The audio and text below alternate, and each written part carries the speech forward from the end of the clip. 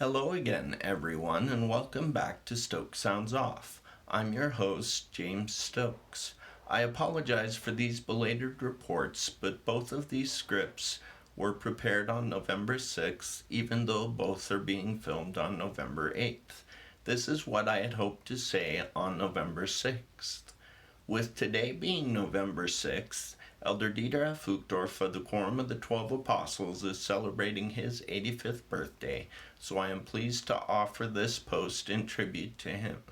Dieter Friedrich Uchtdorf was born to Karl Albert and Hildegard Elsa Opelt Uchtdorf on this day in 1940 in the city of Ostrava in what was known at that time as the Protectorate of Bohemia and Moravia, but is now identified as the Czech Republic. With his family twice becoming refugees, he grew up in Germany, where his family joined the church in 1947. Due to developing an early interest in airplane flying, he studied engineering, business administration, and international management, after which he joined the German Air Force in 1959, where he trained to become a fighter pilot. In 1965, he joined Lufthansa German Airlines as a pilot, working as an airline captain from 1970 to 1996. He held many responsible executive positions with German Airlines. He reported feeling discouraged about having to learn English, but has also described how he was able to do so. He married Harriet Reich, whom he had met when the missionaries brought her and her family to church while he was a young man on December 14th, 1962, and they both have different recollections of the details whereby they actually got together. They raised 2 children and now have several grandchildren, along with a few great-grandchildren. Elder Uchtdorf served as a stake president before his call as a general authority. During his time as a stake president, he gave an instrumental interview to the press in which he tackled tough topics related to his faith as the Frankfurt, Germany temple prepared to open. Elder Uchtdorf was subsequently sustained as a general authority on April 2nd, 1994, and was initially assigned to the Second Quorum of the 70. Roughly 2 years later, on April 6, 1996, he was sustained to the First Quorum of the 70.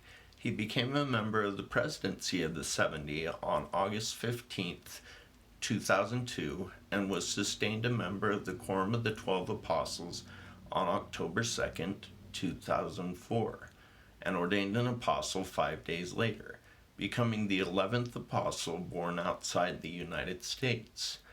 On February 3, 2008, he was set apart as the second counselor in the first presidency of the church to President Thomas S. Monson. Although 12 men born outside the United States have served as apostles, he became only the 6th apostle from outside the United States to be called to serve in the first presidency. At the time of his call to the first presidency, he was the 13th in apostolic seniority.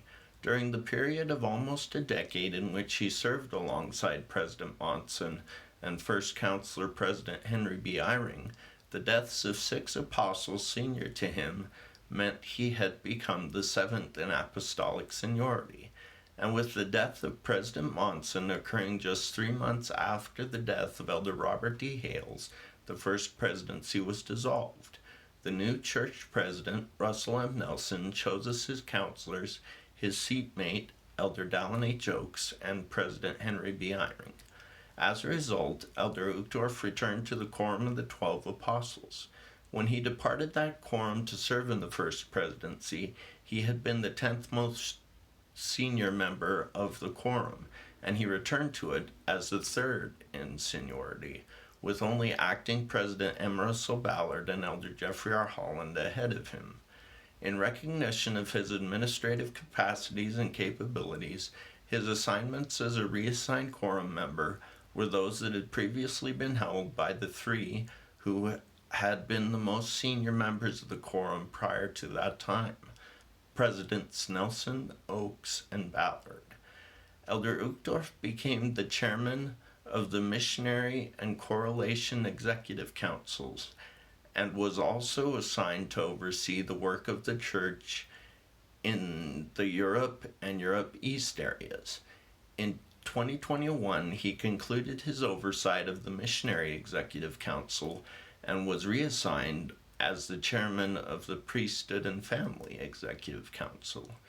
Elder Uchtdorf has spoken frequently about ways in which church members should consider themselves called to action. I enjoy hearing what he has to say in his general conference addresses every 6 months. Throughout his 30.5 years as a general authority and his now 2 decades as a special witness of the Savior, including almost a decade of service in the First Presidency, he has now given 83 addresses. Of those, 2 were given prior to his apostolic call, though the church's list for some reason omits the first address he gave as a new General Authority 70. He also gave 2 addresses between the time of his call to the apostleship and his subsequent call to the First Presidency. He then gave 58 more addresses in General Conference during the near decade in the First Presidency and has given 14 more addresses since resuming his position in the Quorum of the 12 Apostles. Elder Uchtdorf is a man of great personal warmth and charm, and we are blessed indeed to have him among the special witnesses of Christ at this time. He has always struck a very warm and welcoming tone in his public discourses, and his current assignments are a clear testament to the great faith the brethren have in him. In addition to being the second most senior member of the Quorum of the 12 Apostles currently, he is also the second oldest, behind only Elder Quentin L. Cook. He is also the 4th in overall apostolic seniority and also the 4th oldest of the 14 apostles overall. I am grateful for the life and ministry of this charismatic servant of the Lord and appreciate this opportunity I had to offer this tribute to him for his 85th birthday today. My apologies for the belated report. I fully intend to provide these apostolic milestone tributes here on YouTube the day they are shared on my blog. Hopefully it will not be a problem going forward. In the meantime, I invite you all to stay tuned here for my coverage of the latest updates from the Church News, the Newsroom, and the Church of Jesus Christ Temple sites. I'll do my best to ensure that I pass word of these updates along to you all as soon as I can after I learn about them. In the meantime, that does it for now. All comments are, as always, welcome and appreciated on any video or short at any time, as long as all such feedback is made in accordance with the established guidelines. I hope any of you who would like to share anything will take your opportunity to sound off in the comment section below. If you liked what you watched here and would like to stay informed of newly added videos and shorts, please consider subscribing to receive the applicable updates from this channel.